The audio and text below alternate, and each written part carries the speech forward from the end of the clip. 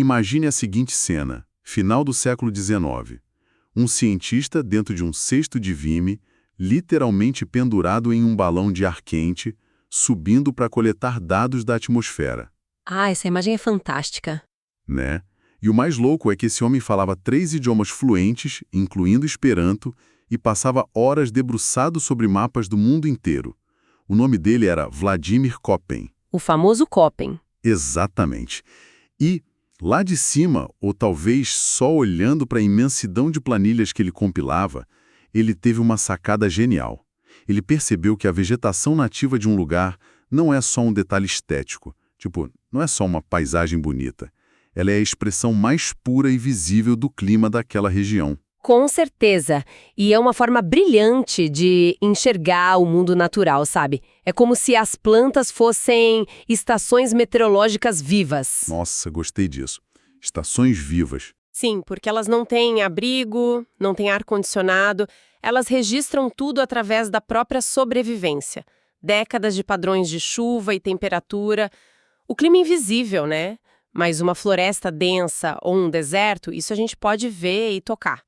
A vegetação é o clima materializado. É exatamente essa ponte entre o invisível da atmosfera e o visível da biologia que a gente vai atravessar hoje. Certo, vamos desempacotar isso. Vamos lá. Nosso objetivo neste mergulho profundo nos materiais é pegar toda essa complexidade de dados meteorológicos e traduzir para a vida real, especialmente para estudantes de biologia, de agronomia ou para quem simplesmente quer entender a natureza. Porque olhar para aquelas planilhas de precipitação pode parecer matemática pura e fria, né? Totalmente. Mas a ideia é que, dominando esses temas de Köppen e o refinamento do sistema de Holdridge, a gente está basicamente aprendendo a ler o código-fonte da natureza. É prever onde uma lavoura vai vingar e onde vai fracassar. E olha, é um conhecimento que não perdoa erros. Para entender como a vida se distribui, a gente precisa dominar as regras desse jogo. A famosa classificação de Köppen. Isso, que apesar de ter sido atualizada várias vezes, mantém a essência. E não é só um alfabeto aleatório para decorar na faculdade. É um sistema hierárquico, quase como um funil lógico. Um funil de eliminação. Exato. Ele divide os climas em grupos maiores, depois tipos, depois subtipos. Os grupos principais são 5 letras maiúsculas. O A para climas tropicais, o B para secos, o C para temperados, D para frios e o E para polares. Bom, se a gente parar por aí, parece super intuitivo. É quente e chove muito, grupo A. É gelado e tem neve, grupo E. Mas tem uma pegadinha aí, não tem? Ah, a famosa pegadinha. Porque se fosse só isso, ninguém precisava de calculadora. Pois é. E é essa armadilha que derruba muito profissional e até arruína planejamentos agrícolas. A regra de ouro de Köppen, que deveria ser a primeira aula de qualquer curso de climatologia, é a seguinte: sempre teste o critério do grupo B primeiro. O grupo B, do clima seco? Isso. Ele é o grande fura-fila do sistema. Ele ignora a temperatura no começo e foca exclusivamente em uma coisa chamada precipitação limite. Eu estava analisando os dados meteorológicos de Juazeiro, lá na Bahia, para esse nosso estudo de caso, e acho que caí nessa armadilha de propósito só para ver como funciona. Ah, o caso de Juazeiro é o exemplo perfeito. Conta os números. Vamos lá. Os dados mostram que Juazeiro tem chuvas anuais na casa de 393 milímetros. E é muito quente o ano todo. O mês mais quente bate 28,4 graus e o mais frio fica em 24 graus. Bem quente mesmo. Sim. Então, pensando com aquela intuição básica, o mês mais frio está bem acima de 18 graus, certo? Certo. Para a geografia clássica, qualquer coisa com mês mais frio acima de 18 é tropical. Então eu diria, Juazeiro é grupo A, clima tropical e fim de papo. E é aí que o planejamento de uma fazenda iria por água abaixo.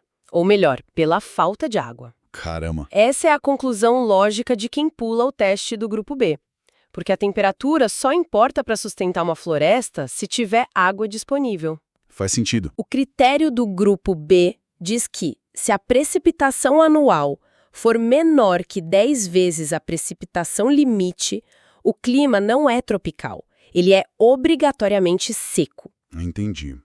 Porque a matemática de Köppen exige que a gente olhe o quanto chove, mas também o quanto dessa chuva evapora. A evaporação é a chave. É a física entrando na matemática, né? Não adianta chover se a água volta para a atmosfera antes de a raiz conseguir absorver. Perfeito. É uma batalha constante entre a chuva que entrega a água e a evaporação que rouba. E é por isso que a fórmula muda dependendo de quando chove. Como assim de quando chove? Bom, em Juazeiro, as chuvas se concentram no verão, entre outubro e março. Mais de 80% de toda a chuva cai no verão. Sobre aquele sol escaldante. Exatamente.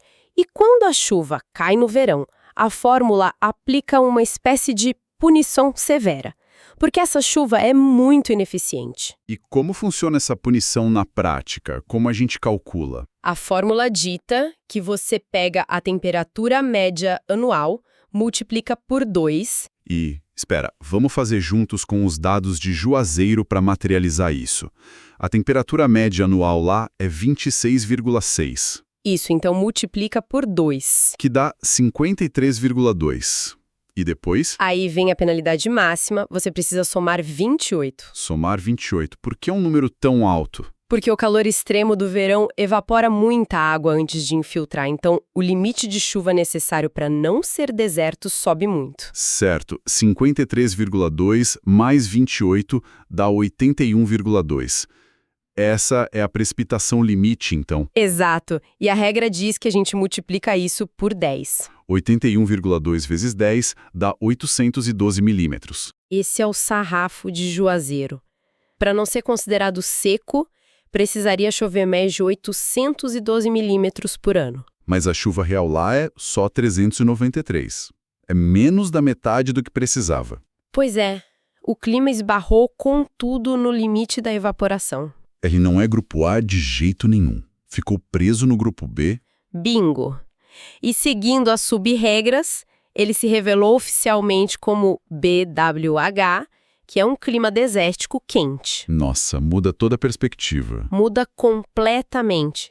Muda a expectativa de umidade do solo, a semente que o agrônomo vai escolher, o sistema de irrigação. É a diferença entre tentar plantar uma espécie de sombra e introduzir uma cultura adaptada a estresse hídrico. Se errar a primeira letra, erra o bioma inteiro. É fascinante. Eu gosto de visualizar essa regra do grupo B como uma peneira gigante de um hospital fazendo friagem. Uma peneira. Gostei. É a malha mais grossa de todas. Todos os climas são jogados nessa peneira primeiro. Se não chover o suficiente, fica retido ali na malha do seco. Só o que tem água suficiente consegue passar para as peneiras de baixo, onde a temperatura vai decidir se é tropical, temperado, etc. É uma ótima analogia. Mas agora que a gente passou pela matemática de Köppen, eu quero levar isso para uma escala colossal. Os materiais de base focam muito no estado de Mato Grosso. E faz todo sentido, já que é um monstro ecológico. Metade é Amazônia, 40% é Cerrado e 10% é Pantanal. Como Köppen explica essa salada mista? O que é fascinante aqui é a correlação cirúrgica entre a climatologia matemática e a botânica nativa do estado. Olha só o norte de Mato Grosso. A região amazônica. Isso. Aplicando as fórmulas lá, a região cai perfeitamente no clima AM, o A de tropical e o M minúsculo de monções. A característica do AM é ter uma estação seca curta, mas com um volume anual de chuva colossal. E o mês mais frio não cai abaixo de 18 graus. E como a biologia responde a essa água e calor constantes? Respondendo com as florestas ombrófilas. Aquelas florestas densas, de dossel fechado. As árvores não perdem as folhas nunca.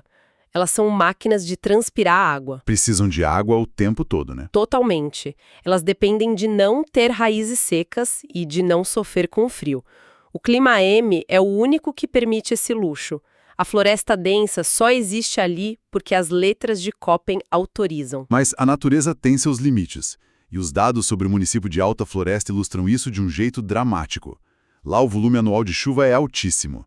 Tipo 1.472 milímetros. Parece muito com a Amazônia úmida. Parece, mas a distribuição da chuva tem uma falha fatal. Em julho, no auge do inverno, a chuva despenca para microscópicos 3 milímetros no mês inteiro. 3 milímetros. E são esses 3 milímetros que mudam a geografia do Brasil. Sério? Tão pouco assim já muda tudo? Muda porque essa seca pronunciada é o gatilho biológico. Por causa desse único mês seco, alta floresta não passa na matemática do alho. Ela escorrega para o clima AW. Que é o tropical de savana, certo? Exato, o W indica inverno seco. Imagina uma árvore amazônica de 30 metros recebendo só 3 milímetros de chuva em um mês. É asfixia. A árvore não tem como sustentar aquela copa gigantesca. Não tem. É essa quebra brusca no fornecimento de água que impede a floresta densa. Aí a floresta exuberante dá lugar ao cerrado. As árvores mudam de estratégia. Entram aquelas de casca grossa e raiz profunda. Isso as espécies decíduas que perdem as folhas de propósito para não morrer de sede. A paisagem inteira reescrita por causa de uma única letrinha na classificação. Caramba! Mas me surgiu uma dúvida. Köppen foi genial fatiando o globo nessas macroletras. A para a Amazônia, AW para o Cerrado. Mas a biologia real não obedece a fronteiras desenhadas com régua, né? Ah, nem um pouco. Então como a gente explica os microclimas? Porque a transição entre floresta e savana não é um muro.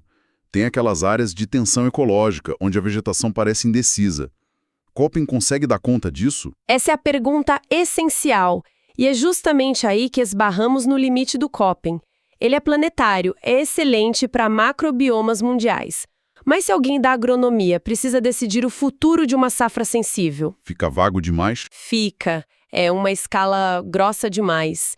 É por isso que os dados mais avançados trazem um reforço de peso, que é o sistema das zonas de vida de Holdridge. E o Holdridge traz um conceito que, para mim, é o ponto alto dessa nossa discussão toda.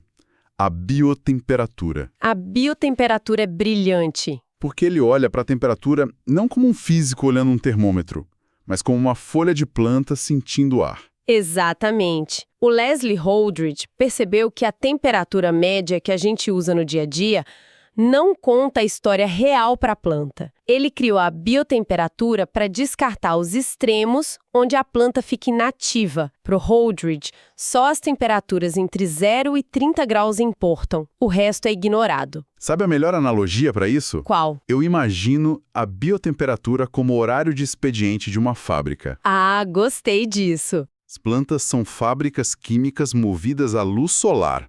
Se a temperatura cai abaixo de 0, a água congela, as membranas rompem, a atividade zera. A fábrica fechou porque os canos congelaram. Perfeito. Faz todo sentido. Mas a grande sacada é o limite de 30 graus. Acima de 30 graus, a fábrica não produz mais rápido. Ela entra em greve térmica. Essa analogia do expediente explica perfeitamente o mecanismo da fotossíntese líquida. Porque o que acontece acima de 30 graus? As plantas precisam suar para se refrescar.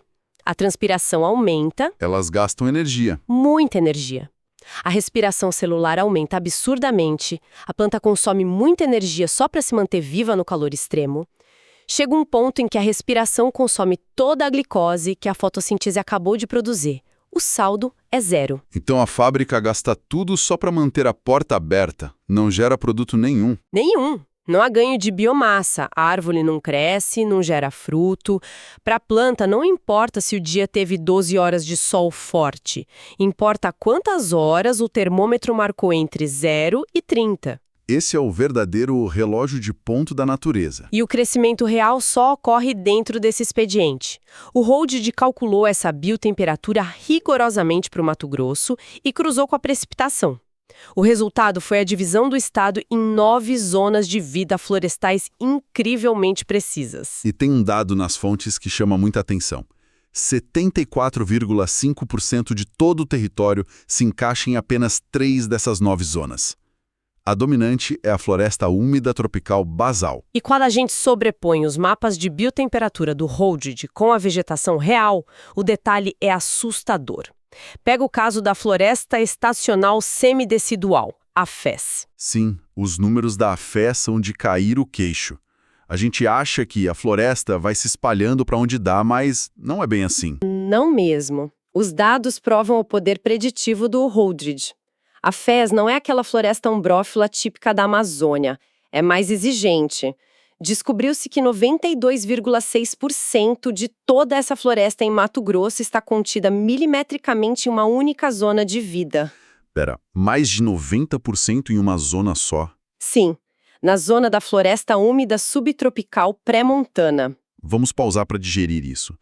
Um bioma inteiro confinado em uma faixa estreita de biotemperatura pré-montana. Isso significa que essa floresta não tolera variações? Zero tolerância. Ela foge do calor constante do norte do estado. É uma janela ecológica minúscula. Se conectarmos isso a um panorama maior, de evolução mesmo, fica claro que o clima atua como um carcereiro inflexível. Essa floresta encontrou um nicho restrito. Se a altitude diminui um pouco, ou a biotemperatura sobe em direção ao limite tropical basal, as árvores entram em estresse térmico. O saldo da fotossíntese cai? Exato. E elas perdem a guerra por espaço para espécies adaptadas ao calor constante. A vegetação nativa é prisioneira dessas linhas matemáticas invisíveis. E isso nos joga direto para a aplicação mais tangível, porque entender essa dança química entre as fórmulas e a biologia não é só um passatempo acadêmico. Qual é o valor prático, muitas vezes em milhões de reais, de dominar isso no campo? O impacto prático dito sucesso à falência de fazendas inteiras. Um zoneamento climático bem feito usando as letras de Köppen e o refinamento de Holdridge é a espinha dorsal de qualquer planejamento agrícola. Principalmente em sistemas agro-silvipastores, né? Isso. Se alguém vai plantar milhares de hectares de eucalipto ou introduzir uma nova cultura de grãos, precisa saber o horário de expediente daquela região. Porque tentar forçar uma cultura que prospera numa zona pré-montana, mas plantar ela numa planície basal escaldante, é declarar guerra contra a biologia nativa. E é uma guerra muito cara de se travar, dar murro em ponta de faca. O produtor vai ter que compensar o clima com sistemas de irrigação monumentais, vai gastar horrores com fertilizante agrotóxico, porque as plantas em constante estresse térmico ficam com a imunidade baixa. Ficam vulneráveis a pragas. Demais. A agronomia inteligente não tenta vencer o clima na força bruta. Ela usa o zoneamento como um mapa do tesouro para achar o enquadramento perfeito. O zoneamento evita a falência antes mesmo do trator ligar. É um estudo de viabilidade técnica feito pela própria natureza, né? Bom, para recapitularmos o caminho que fizemos até aqui. Começamos com a matemática de Köppen, vendo que não dá para olhar só o termômetro. Tem que testar a peneira do grupo B primeiro. A regra de ouro. Vimos que a chuva de verão traz aquela punição na fórmula por causa da evaporação, revelando desertos ocultos como Juazeiro. Depois traduzimos as macroletras AE, AM e AW na realidade do Brasil, vendo como um mês de seca transforma a Amazônia em cerrado. E coroamos com o Holdridge. Exato. O Holdridge e o horário comercial das plantas entre 0 e 30 graus, a biotemperatura. Vimos como biomas são reféns dessas faixas de temperatura. É literalmente um manual de instruções de como o clima esculpe a Terra. Para quem trabalha com produção ou preservação, é a ferramenta mais poderosa que existe. Mas eu quero fechar esse nosso mergulho profundo com um pensamento que não está diretamente nas planilhas analisadas, mas que assombra quem entende esses dados. Vimos que mais de 92% da floresta estacional semidecidual de Mato Grosso vive espremida e dependente da zona subtropical pré-montana. É uma ecologia no fio da navalha. Totalmente. Então, o que acontece com essa floresta e com tantas outras lavouras quando a matemática invisível da atmosfera mudar? Com as mudanças climáticas globais. Sim. Quando o aquecimento jogar a quantidade de horas acima de 30 graus para níveis inéditos, a biotemperatura local vai ser reescrita. A fábrica da planta vai passar mais horas em greve do que produzindo. As linhas do sistema Holdridge vão se mover no mapa. E a pergunta que fica é, se o mapa mudar, as espécies terão velocidade evolutiva para migrar acompanhando essas linhas ou ficarão enraizadas num clima que não existe mais? A gente começou falando sobre ler o código-fonte da natureza. O desafio agora, para quem estuda agronomia e biologia, não é apenas ler o código, é estar preparado para o que acontece quando ele começa a ser reescrito em tempo real. Fica o convite para essa reflexão. Até a próxima.